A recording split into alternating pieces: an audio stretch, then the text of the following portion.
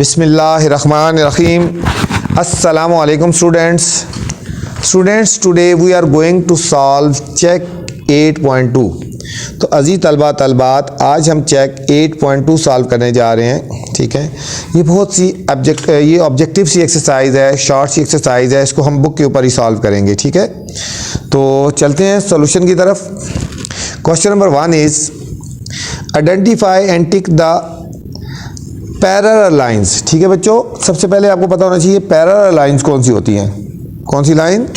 Parallel lines कौन सी होती हैं। ठीक है बच्चों, पैरेलल लाइंस वो होती हैं जो बिल्कुल साथ साथ चल रही होती हैं। ये देखो ये दो पैरेलल लाइंस है जो एक दूसरे को कट नहीं करती। ठीक है, अब किसी तरह भी जा रही होती हैं, ये पैरेलल लाइंस है जो एक दूसरे को कट नहीं करती, वो पैरेलल लाइंस होती हैं। ठीक हो गया, तो इसमें हमने देखना है कौन सी लाइंस हमारी पैरेलल है। अब देखो ये दोनों लाइन जो हैं, ये देखो बिल्कुल स्ट्रेट जा रही हैं, बिल्कुल एक दूसरे को कट नहीं करेंगी ना।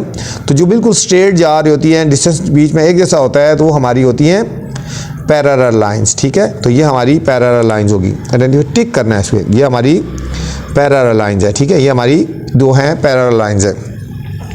अब देखो इसमें बच्चों एक लाइन ये जा रही है और एक ये जा रही है। ठीक है, ये दोनों को अगर आगे थोड़ा सा बढ़ाएं तो ये दोनों कट करती हैं। ठीक है, इनमें डिस्टेंस यहाँ ज़्यादा है यहाँ कम है, तो ये पैरेलल लाइंस नहीं है। ठीक है, तो इस पर टिक नहीं लगाएंगे। जो पैरेलल लाइंस है ना उस पर हमने टिक लगाना है। अब देखो लाइन, ये दोनों लाइन देखो जा रही है, ये जा रही है और ये जा रही है, बिल्कुल स्ट्रेट जा रही है, इनमें डिस्टेंस भी एक जैसा है, तो ये भी हमारी बच्चों हो जाएगी पैरेलल लाइंस। ठीक है, इसके ऊपर भी हमने टिक लगा देना है। अब सेम लाइन ये देखो ज़रा, ये लाइन एक जा रही है और ये जा रही है, इनमें देखो डिस्टेंस एक जैसा नहीं है, यहाँ ज़्यादा है ये कम है, और इसको अगर थोड़ा सा आगे बढ़ाएंगे ना जाके ये कट हो जाती हैं।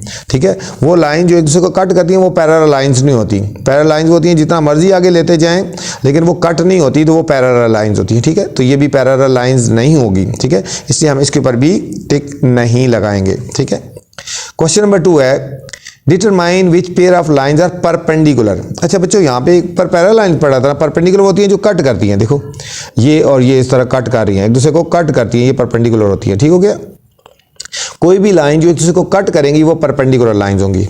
क्या होती हैं? जो एक दूसरे को कट करती हैं, क्रॉस करती हैं, परपेंडिकुलर लाइंस होती हैं। ठीक है, अब देखो ये लाइन जितना मर्जी इनको बढ़ाते जाएं, ठीक है, तो ये एक दूसरे को कट नहीं करेंगी ना, तो ये परपेंडिकुलर लाइंस नहीं हुई। फिर ये क्या हुआ? ये परपेंडिकुलर लाइंस नहीं होगी। ठीक है, अब देखो एक लाइन ये जा रही है और दूसरी लाइन ये जा रही है, दोनों एक दूसरे को कट कर रही है ना, तो हम इसको कहेंगे परपेंडिकुलर लाइंस। ठीक है, इस पे टिक लगा दो, ये परपेंडिकुलर लाइंस है।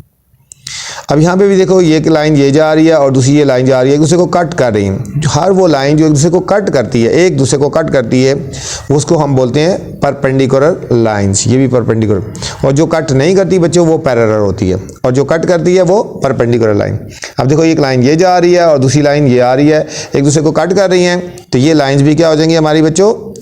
परपेंडिकुलर लाइन्स हो जाएंगी। शाबाश, समझ आ गया ना?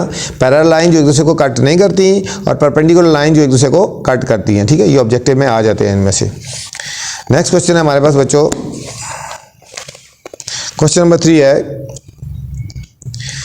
Tick the pair of adjacent angles. अच्छा बच्चों, आपको पता होना चाहिए एडजेसेंट एंगल्स कौन से होते हैं। एडजेसेंट एंगल होते हैं बिल्कुल साथ साथ वाले, बिल्कुल साथ साथ वाले, साथ और साथ वाले। ठीक है, बिल्कुल साथ साथ वाले जो होते हैं वो एडजेसेंट एंगल होते हैं। ठीक है, एडजेसेंट एंगल कौन से होते हैं? जो बिल्कुल साथ साथ जुड़े होते हैं उसको एडजेसेंट एंगल बोलते हैं। ठीक हो गया, फर्स्ट कर मैं एक एग्जांपल दे रहा हूँ, ये है ना यहाँ पे।